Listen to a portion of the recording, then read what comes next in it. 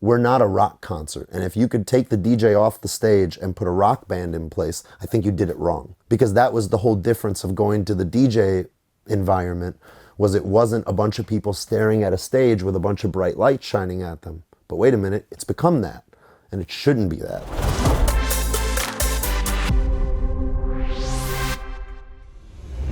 I mean, like, you know, I always think that kids kind of have a chance to go either direction. Like, maybe somebody ends up in a commercial scene and then maybe a percentage of them decide that's not for them and they find maybe more underground music or more underground culture and they go there. And that's why I say I got lucky that I ended up being pushed or somehow found the underground community right away. So I didn't have to endure the commercial side of it that maybe I'm not into. But I got lucky. That was a 50-50 chance. And I ended up, somebody took me to a real underground party and I discovered a community and a scene that I wanted to be a part of. I mean, it was not yet an industry at that point. It was still truly a scene and a community. And yeah, I got hooked. I got addicted. It's been, now I'm 40, going to be 42 years old. And that was when I was, 16. So it's been more than half my life now. Yeah. When you got into it, you also started promoting your own nights. Can you sort of tell me how you?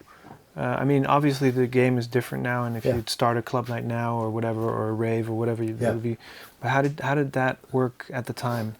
I mean, at least in our city, there was no free handouts, and there was no infrastructure for this music scene in our clubs, because our clubs shut down at 2 a.m. So everything was in the underground culture. It was already raves, loft parties, warehouse parties. So if you wanted to get into that, I mean, either you were a part of somebody's crew, you knew somebody, but I'm always independent. It's always the way I did things. So in our city, you kind of learned to do it yourself. So if you wanted to do it, you threw a party. And because we're a small city, everyone kind of communicated, everyone kind of helped each other out. So I met the other promoter that I really liked their aesthetic, and I said, hey, who do you get sound from? Where do you get lights?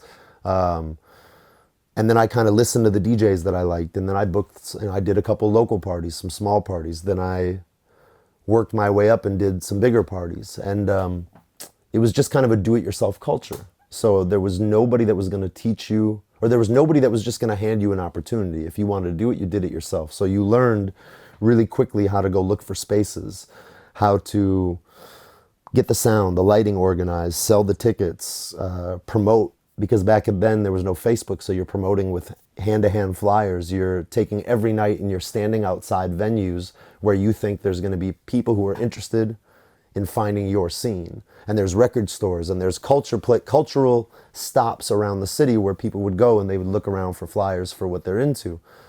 And I think more so then than now, the people who were dedicated to those scenes were like very like-minded. So when you found that scene, it's like you knew you could go to those parties and feel really welcomed and feel very comfortable. So it was, I keep saying it was a scene, not an industry yet. And so yeah, you got invited in by this scene and then you became part of it. And you got to work together with people and they would support you, you would support them. But I stayed independent and just did it myself. So yeah, so you're talking about a scene, so you create a scene around yourself, and in some way I think it still works like that, right? So not so much a scene around yourself as it is you're a part of the scene itself. Like the scene is all the promoters, all the people who are involved in electronic music in that era in our city, and even the neighboring cities or states. Like we were very close with the kids from Chicago, from the kids from Wisconsin. We would go to their big raves. They would come to our big raves. We would send flyers to them and they would help us promote. So it was more of like a shared culture that you were a part of, and we policed ourselves. We supported ourselves. If somebody was not respecting that culture, we all came to them and said, you can't be here. I mean, we would literally police it. So if somebody was hurting our community by flagrantly breaking the rules that were kind of underwritten under everything about how to do a show, how to respect the neighbors, how to take care of cops, how to handle everything, we policed ourselves, and therefore we kind of created this safe culture for everyone. So I mean, you were never independent. You were independent in the sense of we had different crews and different styles and different interests, but we were all working together in some way. We were very supportive of each other, at least in our city we were. Yeah, and so nowadays it's more of an industry. It's totally an industry now. And I mean, on one hand, I can't hate on it because it's given me the opportunity that I have. And I mean, for me to be able to jump into this when I was 33, 34 and start traveling the world and find this, I'm going to call it it's not even the second wave. Second wave happened in the 90s, but whatever wave this is, third, fourth, fifth, sixth wave of hype in electronic music, it's given me a career in it. It's made me able to live my life from this. But it's definitely become an industry now. There's a lot of people eating from this community now. When I say eating from it, there's, booking agencies, travel agents, sound companies, lighting companies, promoters. I mean, it's interesting. If I met a promoter 20 years ago, you knew they weren't doing it as a career. They were doing it for passion because there wasn't much money in it. You meet somebody nowadays who says they're a promoter or a DJ or involved in it, and their decision might have been completely business-based. It might not have actually been out of a love or passion or growing up in this community. So sometimes I think it's harder to read people's intentions nowadays in this because it's an industry and because there's a lot of money behind it now. Yeah, what does money do to a community? I mean, I think money and success in any art bastardizes it. I mean, it has in everything, in film, in art, in all kinds of different cultures. If you look, it's like a typical story of even in neighborhoods in cities that are run down, like creativity creates the hype first, like real true art and creative energy creates hype for a community and creates interest. And then somebody sees that and sees dollar signs, and then they run in and they bastardize it. And it's going to happen everywhere, whether it be like a rundown part of the city that suddenly gets homogenized and turns into this, beautiful yuppie neighborhood, or it happens in art and music where somebody goes and hears an underground artist and then wants to blow them up. And now I think it's even worse in our Facebook and Instagram culture because people don't have time to develop who they are over years. Some young kid writes a track and people like it, and suddenly they get blown up and start to tour around the world, but they're not really ready. I mean, they don't have years of experience. And I'm not saying they're not good. They absolutely might be amazing. But I just think it takes time to build your personality, your voice, your experience of being able to play music in different environments, different crowds, different nights, different vibes, everything. And so I don't know, I think when it becomes an industry, there's a lot of decisions that are made based on success and money versus forwarding of a culture. Yeah. For yourself, how did it affect you? Fame and money. It's a love-hate thing, or? Yeah, it is. I mean, it's like I said, I love it because it's given me the opportunity that I have, and I think I owe it. And I've said this in other interviews. I owe it. I owe something that's given me so much. I owe it the respect to treat it I owe it and have to treat it respectfully back. So I try to push the ideas, thoughts, and realities of how I learned about this on the next generation. I'm trying to explain to them that it's not just what you see on Instagram or on Facebook. There's more to this. Like, treat it with respect. And don't just jump into it, to be cool, to be hype, to be the next big thing. So, I mean, the success in this community has given me the opportunity to live from it. But I think my responsibility is to continue to push the true aesthetic of this. So I know I'm in a unique position because most people trying to become successful in this scene are too scared to say anything negative. They're too scared to be judgmental of something that they see, and they know maybe they don't agree with, but they see the perception that everyone else in the scene follows it, so they have to follow it. And I know I'm in a unique position because I think I've built a reputation, and I've already built, call it my success, or the level of success that I'm going to achieve. And I'm able to now open my mouth and disagree with people and not be scared of losing that. And I know a lot of people aren't in that position, but I feel like it's my responsibility to some degree to be open and say those things. Because if I don't know a lot of other people who are going to even. And that's the responsibility. And when you ask about like what money does or what money has done, I mean, I've seen it. I've seen a lot of people lose their focus, lose their direction, lose their visions in the realm of just DJing every weekend and being successful in this. They started with a vision and then maybe they kind of lost it along the way. And I think, again, I owe this scene or this community a lot more respect because it got me here. Okay, so I got really lucky growing up in the Midwest.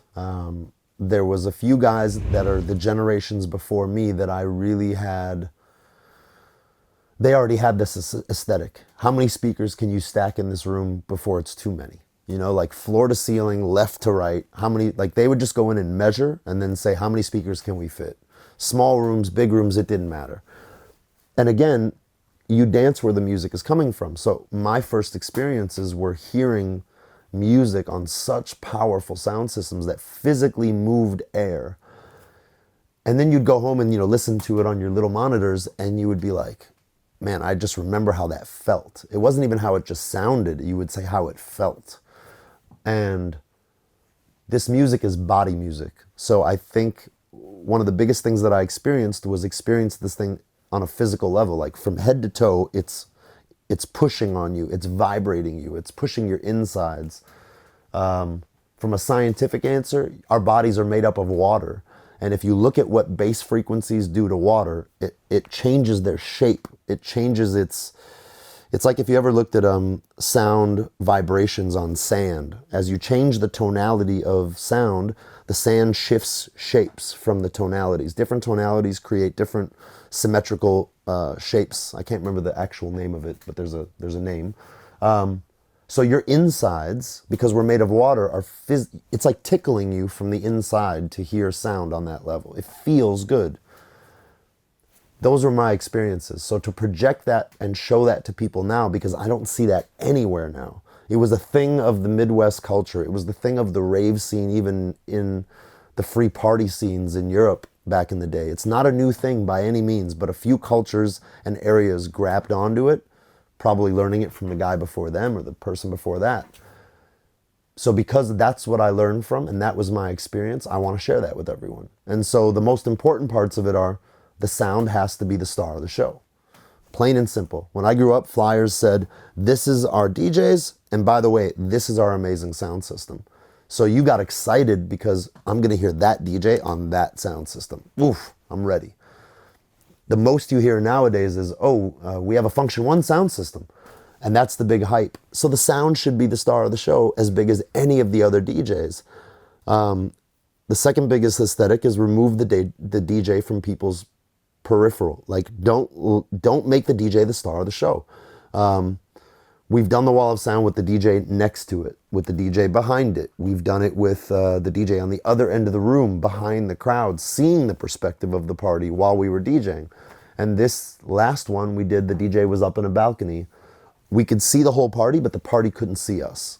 And to me, actually, that was the greatest thing because I think because it's such a new experience to people in my scene, it's not maybe to the free party kids or some of these other scenes, but in, let's call it the mainstream techno scene now, it's a new experience. And I can see that they're uncomfortable. It takes them a few hours walking around the party trying to find their space and trying to find where they want to experience this because they're looking, you have to break this,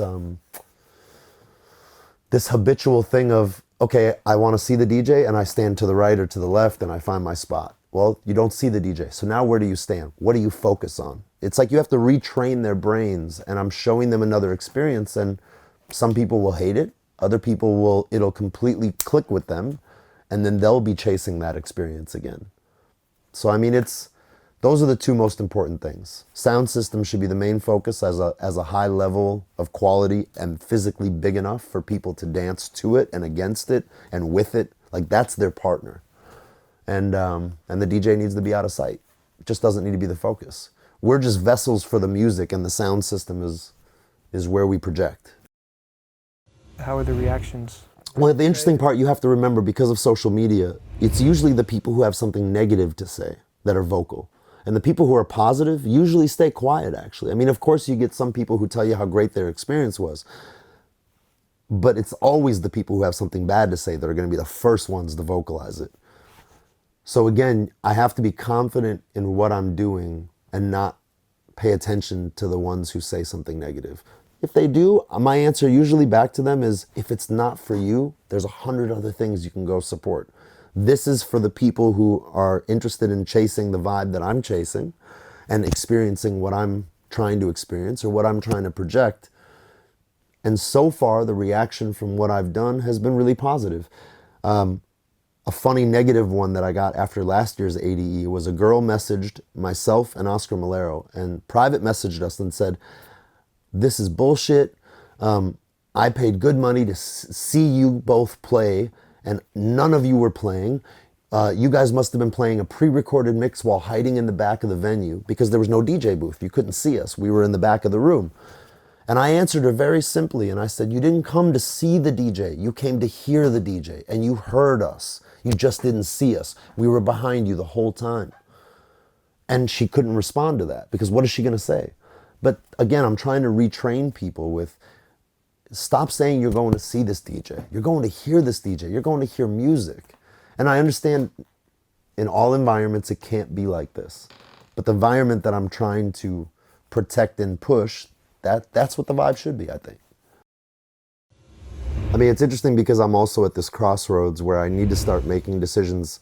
So when I released the no photo thing, I had to live up to my opinion piece, which was no photos. So I don't post photos. I've gotten amazing photos from kids who didn't use their flash and didn't interrupt the vibe. And I can't use them because I have to not be a hypocrite to my own message. So I'm at a crossroads with this idea of festivals and clubs, because once I become open and vocalized about it, maybe I need to stop playing festivals, to be really honest. And it's a difficult decision to make for multiple reasons, because it is such a big part of this scene now, culture, industry, whatever you want to call it. But I do think that the balance is fallen out of balance. When I started touring 8-9 years ago, festivals were pretty much stuck to June, July, August. It was 3 months out of the year. Suddenly it went May to September. Then it's April to October. And now there's even like winter festivals. It's more than 6 months out of the year. There's literally festivals. And yeah, Holland is probably one of the biggest areas for it.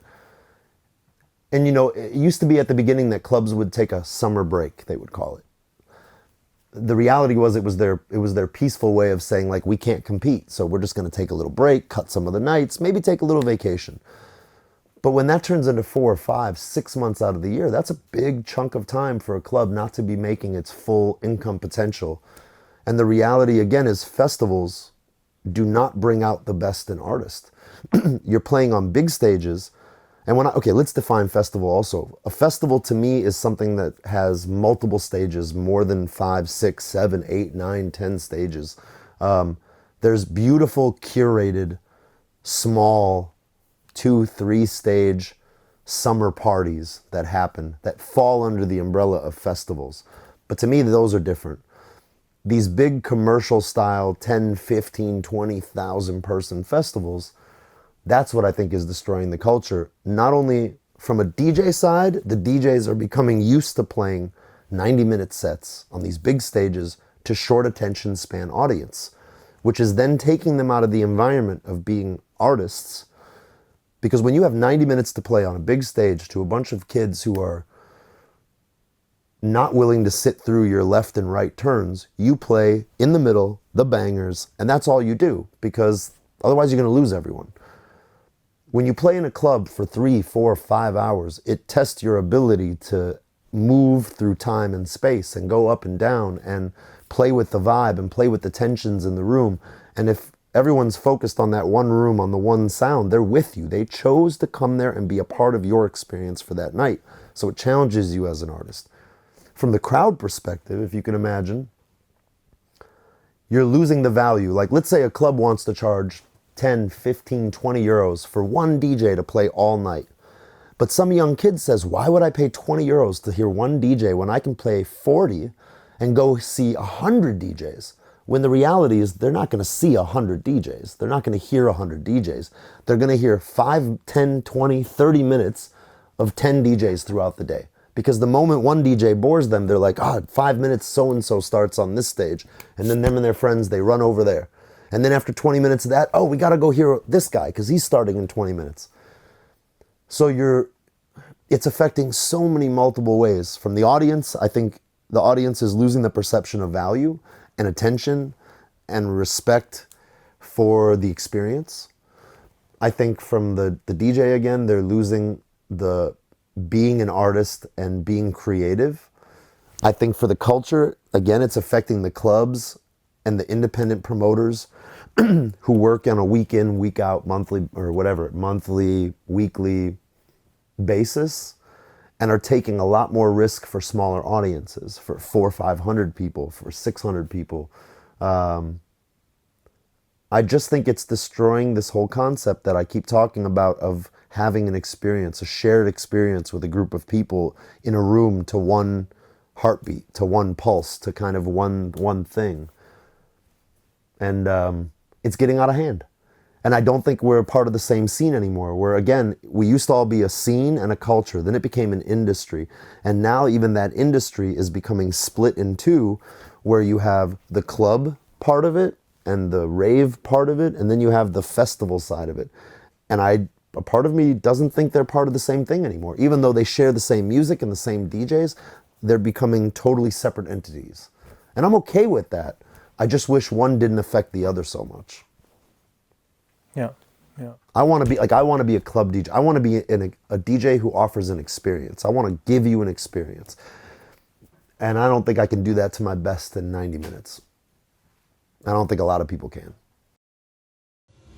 Another thing that I think maybe also underrepresented in the festival scene is the element of surprise. Yeah.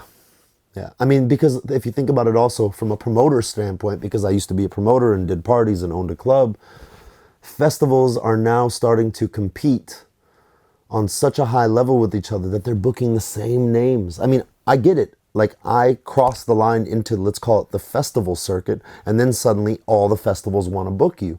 And then there's a whole level of DJ who takes risks and does things who will never cross that line. And then you see the same top 20 DJs at all the festivals, and they're the ones headlining, and you know what to get, and you know what you're going to get, you know what you're going to see.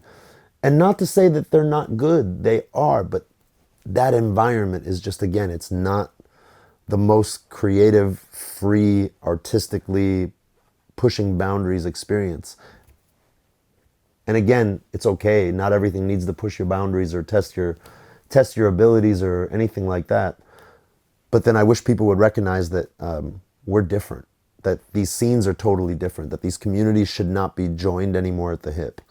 Yeah, there's just no room for element of surprise on these big stages, on these big fests. Like I said, no artist is really, I mean, there's a few, but most will not take the risk musically, creatively, because they don't want to screw up. I mean, they're in front of this huge crowd. There's so much pressure. I mean, I've watched DJs, and I've myself had technical problems at a big festival, and nobody understands that. And I've watched DJs do a bad mix at a festival, but I know from being a DJ, I recognize that it wasn't their fault. Something happened, something skipped electronically, and they had to deal with it.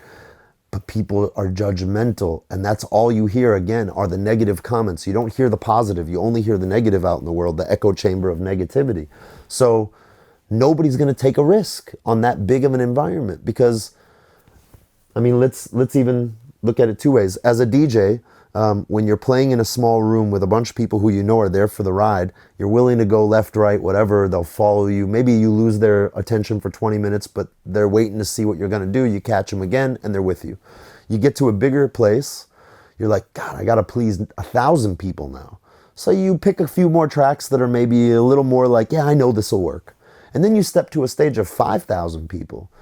And really, your selection again now is even more like, oh man, I got to please 5,000 people, and I don't want to lose them. So you know what? I really know this one will work, so I'm going to go ahead and play that. And then you lost your whole element. That's it. It's gone. Like, let's say nowadays what I see happening a lot in all over Europe, let's say, because Europe is the biggest market for electronic music right now. Not just Holland, but Paris, Germany, everywhere, France, Germany, everywhere. You know, you get like a promoter who started with the best of intention, even like parallel to the DJ who started with the best of intention. They started with like a weekly night and they booked really cool acts and they were like really had a vision for what they wanted to project. And then they decided, man, I'm getting really tired throwing these weeklies. So you know what, I'm gonna go to a monthly at a bigger venue. Okay, cool. Maybe you know what? I should throw a festival. And then they start with maybe a 2-3 stage festival and then they're like, you know what? I did all right on that. Okay, well maybe I should do a bigger festival. And then it's this whole thing of you're chasing more and more and more and more. And I think this is the dilemma as an artist that you have to remember, or when you're selling art, or whether you are the artist, whether you're the promoter or the artist, the DJ, whatever. This isn't like a 9-to-5 office job. You don't start as the janitor and need to be the president. You need to find your artistic voice, your freedom, and hopefully find a level of financial success so you can be free still. Like at some point you have to choose to stop. And I think that's something that I've done. And maybe I'm ignorant. Maybe I couldn't be any bigger than I am. But I think had I played the game with everyone, I could probably even be bigger maybe.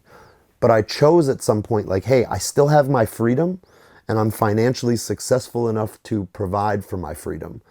I don't need more than that.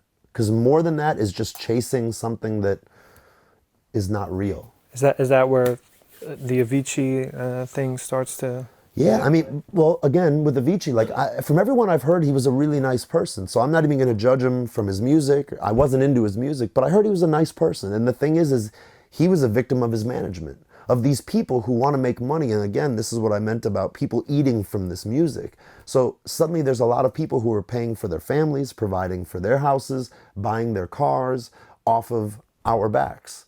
And it's difficult because you start to feel a responsibility to take care of these people around you. But if you're an artist, I think you have to know when to say no, and you have to know when to say stop. And you have to surround yourself with people that recognize that same space and respect it. And like for me, I'm lucky. My booking agent and the people who work with me and the people who are closest to me, they understand my values, they respect those values, and they help protect those values with me and for me. So I am in a unique place. I can give my opinion. I can talk shit. I can say what I want without losing my momentum or my opportunities. But I've also realized because of my history in this, that there's a point you need to say no. And there's a point you have to stop and accept that this is where I'm free, this is where I'm happy, and this is where I'm successful. And more than this would just destroy all that freedom and all that world that I've built. But what can we do about it? I mean, I think people need to speak out about it. It needs to become a topic. It needs to have articles written. It needs to be vocalized, and people need to, not to be a jerk, but people need to stop being sheep. They need to stop following everybody else because it's cool. They need to make a decision for themselves. Go experience a few nights in a club hearing a skilled artist, and then go to a couple festivals and then choose for yourself. Like, where do I want to be? And maybe you like both even, fair enough, but respect them as two totally different things. Don't think because you like techno that all of us that play techno should play what you like. Don't think if you like house that everyone who plays house should play what you like. We're all different. So I think all these environments and choices need to go back into the hand of a knowledgeable fan. So I think maybe, stop.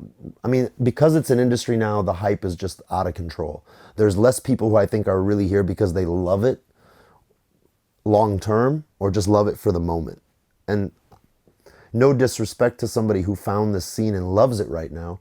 But even when, like, I remember early on in the 90s when I started, when kids would come talk to me, really excited, like, oh, I just found this music and I'm so about it and everything, like my life is techno. And I'm like, let me see if you're still here in 2 years. If you're still here, we'll talk. And it wasn't a disrespect. It was that this is my life. Like this, I've given everything to this. And it's not that I don't have time for you, but I'd rather make time for the other person that has made this their life. Whether it be from a fan perspective, from a culture perspective, from an artist perspective. That's where I'd like to invest my time. I'm happy to show you some cool things. I'm happy to invite you to a cool party and hope you lock in. But I've seen so many people fall in love and then fall out of love and disappear from this like it was nothing and move on to the next cool thing that they're into. No disrespect to that. But then you and I don't really have much to talk about this community or this scene. We have a bunch of students that are really eager. I mean, for whatever reason they want to be in the game. They obviously want to have some sort of success to provide for what they're doing, and they want to have recognition, whatever. Yeah. What's the best advice you can give them it'll probably be completely opposite of the ethos of most educational programs in electronic music, but don't do this for the success. Don't do this for the popularity. Do this because because at some point you can't hide who you are, and you can't hide bullshit. It comes out. So do this because you really love this music. Do this because you love the experience of playing it and hearing it. And do it for a long time without any expectation. Because I think, again, and I'm going to use myself as that example, and I've said this before, maybe I'm repeating myself, but if you do something you love, truly love, long enough, it's going to give back to you in some way. Maybe it's not financial, maybe it's not successful in the projected vision of success of this is your life, but it will give back to you. And if you, I have to believe in this, it's not some weird hippie thing. It's going to give back to you in some way. You're going to get fulfilled from this in some way. And so I just say, just do it out of pure passion, and you'll find your success in it. You'll find what you're supposed to find in this if you just do it honestly and with real passion and with real intention. Mic drop. Love it. Yeah. Beautiful. Thank you. Yeah, no problem.